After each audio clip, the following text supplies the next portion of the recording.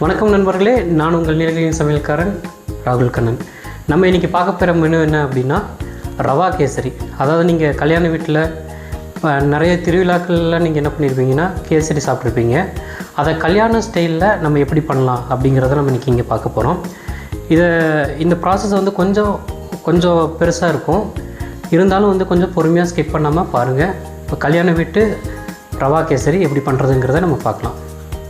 இந்த கல்யாண வீட்டு ரவா கேசரி செய்கிறதுக்கு நமக்கு தேவையானது என்ன அப்படின்னா, தேவையான அளவு சர்க்கரை எடுத்துக்கலாம், நெய் எடுத்துக்கலாம், முந்திரி, திராட்சை, வறுத்த ரவைன்னு சொல்லுவாங்க, டபுள் ரோஸ்டட் ரவை அப்படின்னு சொல்லுவாங்க. அப்படி உங்களுக்கு டபுள் ரோஸ்டட் ரவை கிடைக்கல அப்படின்னா இதுக்கு ப்ராசஸிங் வேறு மாரி பண்ணணும். அது என்ன பண்ணுன்றதை நான் சொல்லிடுறேன். அப்புறம் நம்ம பைனாப்பிள் கேசரி பண்ணுறதுனால பைனாப்பிள் எசன்ஸ் நம்ம யூஸ் பண்ண போகிறோம். கலருக்கு ரெட் கலர் வந்து நம்ம யூஸ் பண்ண போகிறோம். இதை வச்சு நம்ம எப்படி பண்ணலாங்கிறத பார்க்க போகிறோம். ஃபஸ்ட்டு நம்ம கேஸை பற்ற வச்சுக்கலாம். கேஸை பற்ற வச்சுட்டு என்ன பண்ணணுன்னா, எடுத்தோடனே அனல் ஜாஸ்தி வைக்கக்கூடாது. இந்த ரவா கேசரிக்கு என்ன பண்ணணுன்னா, சிம்மில் வச்சுட்டு நம்ம என்ன பண்ண போகிறோன்னா, கொஞ்சம் நெய் எடுக்க போகிறோம். ஜாஸ்தி நெய் இல்லை, நெய் இருந்தால் நெய் எடுக்கலாம், அல்லது டால்ட்டாக இருந்தால் டால்ட் எடுக்கலாம். கொஞ்சோண்டு ஒரு 1/2 ஸ்பூன் என்ன பண்ண போகிறோன்னா நெய்யை இதில் ஆட் பண்ண போகிறோம்.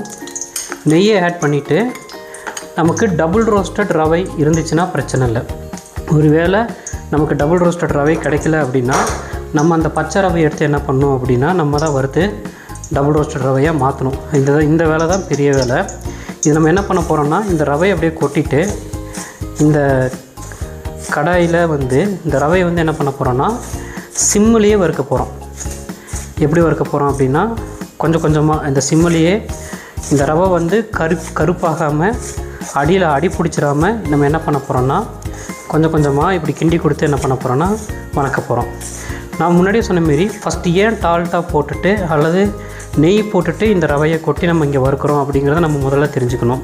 நம்ம ஏன் வறுக்கிறோன்னா, நம்ம டேரெக்டாக ரவையை எடுத்து கொட்டினோன்னா என்ன ஆகும்னா, சில பேர் டப்புன்னு கொஞ்சம் அனல் ஜாஸ்தி வச்சுருவாங்க அல்லது கம்மியாக வச்சுருவாங்க. அந்தமாரி டைமில் என்ன ஆகும்னா ரவை வந்து கருப்படிச்சிடும். அதாவது என்ன ஆகிடும்னா கருகி போயிடும். ஸோ அந்தமாரி கம்ப்ளைண்ட் வந்து இதில் வரக்கூடாது அப்படின்றதுக்காக தான் நம்ம நெய் போட்டுடுறோம்.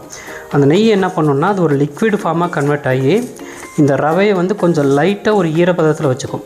நம்ம ஈரப்பதத்தில் இந்த ரவையை வறுக்கிறப்ப என்ன ஆகும்னா, அடிப்பிடிக்க போகிற அந்த பர்சன்டேஜுங்கிறது என்ன ஆகும்னா கம்மியாகும். ஸோ இது வந்து கொஞ்சம் கொஞ்சமாக நம்ம சூடாகிற வரைக்கும் நம்ம என்ன பண்ணலாம்னா இந்த ரவையை வந்து வறுத்து கொடுக்கலாம். இந்த ரவையை வறுக்கிறது தான் ஒரு பெரிய வேலையே. குறைஞ்சபட்சம் இது சின்ன கப்பு சின்ன கடாய் அப்படிங்கிறதுனால இது நீங்கள் ஒரு 5 நிமிஷம் அப்படி நல்லா வறுத்து கொடுத்தீங்கன்னா போதும். ஒரு வேளை பெரிய கல்யாண ஆர்டர்லாம் நாங்கள் பண்ணுறப்ப கம்மினாலுமே அரைவர் நாங்கள் இதை மெனக்கட்டு வறுத்துட்ருப்போம். இதுக்குன்னு தனியாக ஒரு ஆளே விட்டுருவோம். ஏன்னா இது வந்து கருகிச்சினாலோ இல்லை அடி பிடிச்சிச்சினாலோ அந்த கேசரியில் வந்து அந்த அடி பிடிச்ச கருப்பு வந்துடும், அடி பிடிச்ச ஸ்மெல்லு வந்துடும். அதனால் வந்து இதை வந்து ரொம்ப பக்குவமாக சிம்லேயே வச்சு நீங்கள் என்ன பண்ணுறீங்க அப்படின்னா இதை வந்து நீங்கள் வறுத்து கொடுக்குறீங்க. நம்ம இப்போ இதை என்ன பண்ணியாச்சுன்னா, ஒரு 10 நிமிஷம் இந்த ரவையை வந்து நல்லா வறுத்து எடுத்தாச்சு. ஸோ இந்த பேனில் போட்டு என்ன பண்ணியாச்சுன்னா நல்லா வறுத்து எடுத்தாச்சு. இதை ஒரு ஓரமாக வச்சுக்கலாம். இப்போ இங்கே என்ன பண்ணலாங்கிறத நம்ம பார்க்கலாம். இப்போ இந்த கடாயை வந்து பற்ற வைங்க. பற்ற வச்சுட்டு என்ன பண்ணுறீங்கன்னா, நம்ம இந்த கப்பில் வந்து ரவை எடுத்துருந்தோம். அதனால் நம்ம என்ன பண்ண போகிறோன்னா, இதே கப்பில் 1க்கு 2 தண்ணி நம்ம என்ன பண்ண போகிறோன்னா இப்போ இங்கே யூஸ் பண்ண போகிறோம்.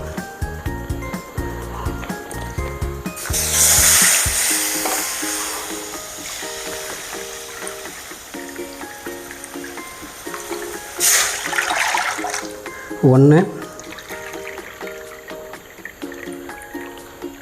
2 இதுதான் அளவு தண்ணின்னு சொல்கிறது. இது 1க்கு 2 யூஸ் பண்ண போகிறோம்.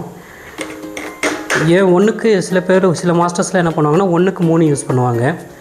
அப்படி யூஸ் பண்ணுறதுக்கு ரீசன் என்னென்னா, நல்லா கொஞ்சம் லிக்விட் ஃபார்மில் வந்து அந்த கேசரி கொடுக்கணுன்றதுக்காக கொஞ்சம் தண்ணி எக்ஸ்ட்ரா ஆட் பண்ணுவாங்க. ஆனால் நம்ம லிக்விட் ஃபார்மில் வந்து நம்ம கொடுக்க போகிறதில்ல. நம்ம கொஞ்சம் நல்லா டைட்டாக கொடுக்கலாம், கொஞ்சம் வலுவலுப்பாகவும் கொடுக்கலாம். ஸோ அதுக்காக வந்து நம்ம என்ன பண்ணுறோன்னா 1க்கு 2 தண்ணி ஊற்றிருக்கோம். ஸோ இந்த ரவைக்கு தேவையான அளவு சர்க்கரையை நம்ம என்ன பண்ணலாம்னா இதில் வந்து இப்போ ஆட் பண்ணிக்கலாம். 1க்கு 2 தண்ணி ஊற்றிருக்கோம். அந்த தண்ணி இல்லாமல் நம்ம என்ன பண்ணியிருக்கோம்னா சர்க்கரை வந்து இதில் ஆட் பண்ணியிருக்கோம். இப்போ நம்ம என்ன பண்ணலாம்னா இதில் வந்து லைட்டாக ஃபுட் கலர் வந்து ஆட் பண்ணிக்கலாம். தேவையான அளவு உங்களுக்கு ஃபுட் கலர் ஆட் பண்ணிக்கலாம். ஃபுட் கலர் ஆட் பண்ணியாச்சு. அடுத்து நம்ம என்ன பண்ண போகிறோம்னா நம்ம பைனாப்பிள் எசன்ஸ் இருக்கு இல்லைங்களா, அந்த பைனாப்பிள் எசன்ஸ் வந்து என்ன பண்ணுறோன்னா இப்படி கழட்டி எடுத்துகிட்டு இது தேவையான அளவு ஒரு 3 ட்ராப்ஸ் போட்டு விட்டால் போதும். தேவையான அளவுக்கு நம்ம பைனாப்பிள் எசன்ஸும் ஊற்றியாச்சு. இப்போ என்ன பண்ணலான்னா இந்த தண்ணி வந்து நல்லா கொதிக்கட்டும். இது கொதிக்கிறதுக்கு ஒரு 2 நிமிஷத்துலேருந்து ஒரு 3 நிமிஷம் ஆகும். இது கொதிக்கட்டும், நம்ம அது வரைக்கும் கொஞ்சம் வெயிட் பண்ணலாம். நண்பர்களே, இப்போ தண்ணி என்ன ஆச்சுன்னா நல்லா கொதிச்சிருச்சு.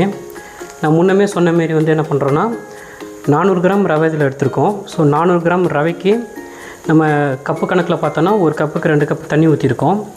400 கிராம் ரவைக்கு 800 கிராம் சர்க்கரை போட்டிங்கன்னா ரொம்ப திகட்டாது, ஒரு மீடியமான இனிப்பு சுவையில் இருக்கும். இப்போ பார்த்திங்கன்னா தண்ணி நல்லா கொதிச்சிருச்சு. இந்த டைமில் என்ன பண்ண போகிறோம் அப்படின்னா இந்த நெருப்பு வந்து கொஞ்சம் கம்மி ஃப்ளேமில் வந்து வச்சுட்டு இப்போ என்ன பண்ண போகிறோம்னா நம்ம வறுத்து வச்சுருக்க ரவையை வந்து மலைசாரல் மாரி கொட்டி என்ன பண்ண போகிறோன்னா இதை அப்படியே கிண்டி கொடுக்க போகிறோம். இதை வந்து ஏன் கரெக்டாக கிண்டிகிட்டே கொட்டுறோம் அப்படின்னா நீங்கள் ஒரேடியாக மொத்தமாக கொட்டிக்கிட்டிங்கன்னா இந்த ரவை என்ன ஆயிரும்னா அப்படியே உருண்டு வந்துக்கும். பார்த்திங்கன்னா உள்ளே ரவா உருண்டை மாரி கிடக்கும். சர்க்கரை அப்ளை ஆகாது, கலர் அப்ளை ஆகாது, எதுவுமே அப்ளை ஆகாது, அப்படியே உருண்டுட்டு கிடக்கும். அதனால தான் நம்ம என்ன பண்ணுறோன்னா இதை கிண்டிக்கிட்டே என்ன பண்ணுறோம் அப்படின்னா இந்த தண்ணியும் கிண்டிக்கிட்டே இந்த ரவையும் உள்ளே கொட்டுறோம். இப்போ ரவையை கொட்டியாச்சு. இப்போ இதை என்ன பண்ண போகிறோன்னா நம்ம சிம்மிலேயே என்ன பண்ண போகிறோம் அப்படின்னா இதை வந்து அப்படியே கிண்ட போகிறோம். இப்போ பார்த்திங்கன்னா தண்ணி ஊற்றுனதுக்கப்புறம் தண்ணி கொதித்ததுக்கப்புறம் ரவையை கொட்டியாச்சு. இப்போ ரவை என்ன ஆகிட்டுருக்குது அப்படின்னா அப்படியே உள்ளே வெந்துட்டுருக்குது. இது நம்ம என்ன பண்ணலான்னா சிம்லேயே வச்சு என்ன பண்ணலான்னா கிண்டிகிட்டே இருக்கலாம். இது நல்லா அப்படியே கிண்டி கொடுக்கலாம். இந்த டைமில் என்ன பண்ணலாம் அப்படின்னா கொஞ்சமாக நமக்கு தேவையான அளவு நெய் ஆட் பண்ணி விடலாம். நமக்கு தேவையான அளவு கொஞ்சம் தேங்காய் எண்ணெயும் நம்ம ஆட் பண்ணி விடலாம். ஏன்னா இது ரெண்டுமே சேர்ந்து ஒரு நல்ல ஃப்ளேவர் வந்து கேசரிக்கு கொடுக்கும். ஏன்னா இது பண்ணுறப்ப இன்னொரு விஷயம் என்னென்னா கொஞ்சம் தள்ளி நின்று பண்ணணும். ஏன் தள்ளி நின்று பண்ணணும் அப்படின்னா இந்த கேசரி என்ன ஆகும்னா அப்படி கொதிக்கும் போது என்ன பண்ணணும்னா கையில் கல்லில் மூஞ்சிலன்னு சொல்லிட்டு எல்லா இடத்துலையுமே படும். அதனால் நீங்கள் என்ன பண்ணுறீங்கன்னா கொஞ்சம் தள்ளி நின்றுக்குங்க. இதை நம்ம லைட்டாக சிம்மில் வச்சு கிண்டிகிட்டே இருக்கலாம்.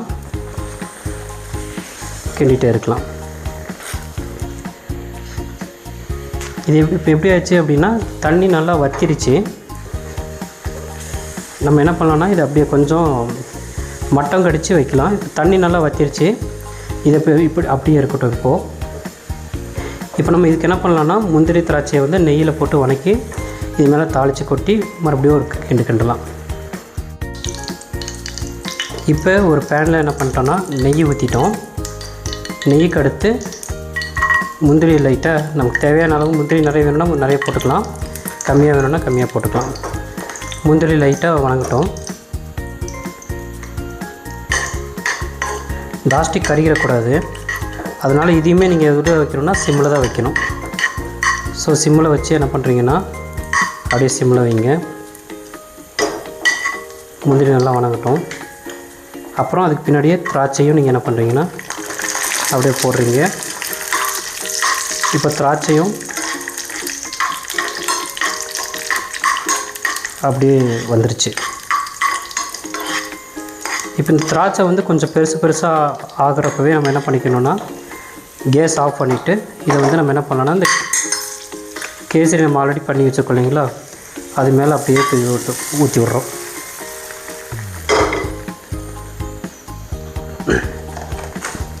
இதுக்கப்புறம் நம்ம என்ன பண்ணுறோன்னா இதுக்கு மேலே இன்னும் கொஞ்சம் நெய் ஆட் பண்ணுறோம். உங்களுக்கு நெய் நல்லா பிடிக்குன்னா நெய் நல்லா தாராளமாகவே போட்டு என்ன பண்ணுறீங்கன்னா நெய் போட்டுக்கோங்க. போட்டுட்டு என்ன பண்ணுறீங்கன்னா இந்த கேசரி மேலே அப்படி மேலே தடவி விடுங்க. நல்லா இப்படி நல்லா தடவி விடுங்க. இப்படி தடவி விட்டுட்டு ஒரு அரை ஹவர் கழித்து இதை அப்படியே பிரட்டி விட்டிங்கன்னா நல்ல சுவையான கேசரி ரெடி ஆயிரும். கப்பில் மாற்றி எப்படி இருக்குங்கிறத பார்க்கலாம். ஸோ கப்பில் மாற்றியாச்சு.